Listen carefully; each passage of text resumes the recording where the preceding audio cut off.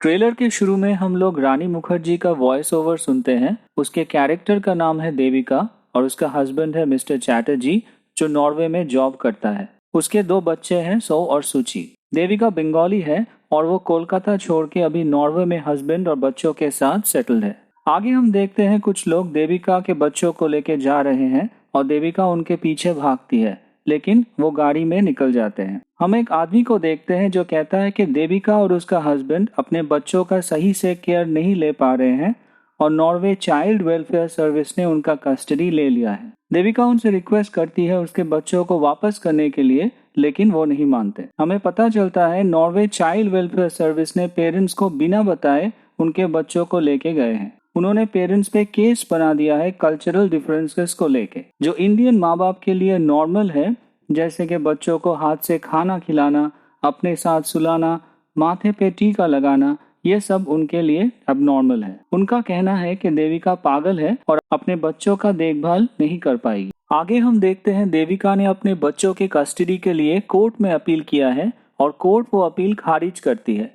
जज बोलती है कि बच्चों की देखभाल गवर्नमेंट करेगी जब तक वो 18 साल के नहीं हो जाते। देविका बहुत रोती है। हम दोबारा रानी का वॉइस ओवर सुनते हैं कि बच्चों की आड़ में नॉर्वे की चाइल्ड वेलफेयर सर्विस बिजनेस चला रही है। जितने बच्चों को फॉस्टर सिस्टम में डालते हैं उनको उतना पैसा मिलता है।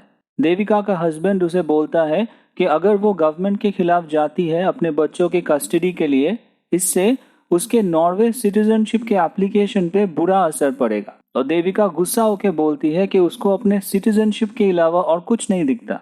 फाइनली देविका इंडियन गवर्नमेंट के पास अपना केस लेके जाती है और बोलती है कि ये देश का मैटर है, क्योंकि नॉर्वे गवर्नमेंट को लगता है कि इंडियंस का कोई कल्चर नहीं है और बच्चों को सही से बड़ा नहीं कर सकते। वो कोर्ट, मीडिया, हर जगह जाती है अपने बच्चों की कस्टडी वापस पाने के लिए। ट्रेलर के एंड में देविका बोलती है कि उसे पता नहीं कि वो अच्छी माँ है कि नहीं, लेकिन वो माँ है। दोस्तों, ये ट्रेलर बहुत इंटरेस्टिंग और इमोशनली चार्ज्ड है और कहानी रियल लाइफ स्टोरी पे बेस्ड है। रानी एक और स्ट्रॉन्ग परफॉर्मेंस देने वाली है। रानी का सेंट्रल रोल है और कहानी उसके इर्द गिर्द घूमती है।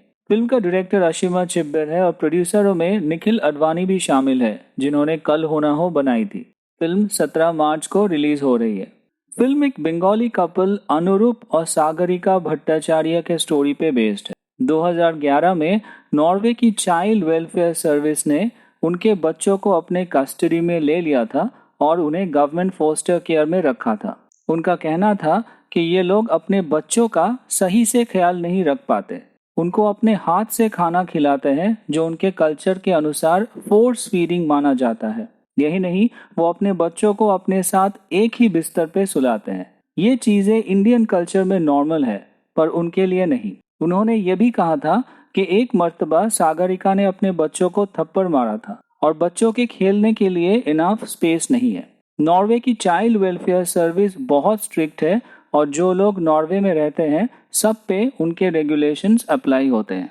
इस कपल ने फॉरेन मिनिस्ट्री से अपील किया ताकि ये केस में इंडियन गवर्नमेंट इंटरवीन करे। इससे इंडियन गवर्नमेंट और नॉर्वेजियन गवर्नमेंट में बातचीत चला तो फाइनली नॉर्वे ने बच्चों की कस्टडी अनुरूप के भाई को दिया और वो उन्हें लेके इंडिया आ गया। तब तक अनुरूप और सागरिका का डिवोर्स हो चुका था। सागरिका को इंडिया आके अपने बच्चों के कस्टडी के लिए दोबारा केस करना पड़ा, इस बार अपने एक्स हस्बैंड के खिलाफ। 2013 में कोर्ट ने फाइनली सागरिका को अपने बच्चों की कस्टडी दिया और अब वो उनके साथ कोलकाता में रहती है। तो दोस्तों, ये था मिसेस चैटर्जी वर्सेस नॉर्वे का ट्रेलर रिव्यू और बैकग्राउंड स्टोरी। अगर आपको हमारे वीडियोस पसंद आ रहे हैं तो चैनल को लाइक, सब्सक्राइब और बेल आइकन को दबाना ना भूलिए। इससे मुझे मोटिवेशन मिलेगा।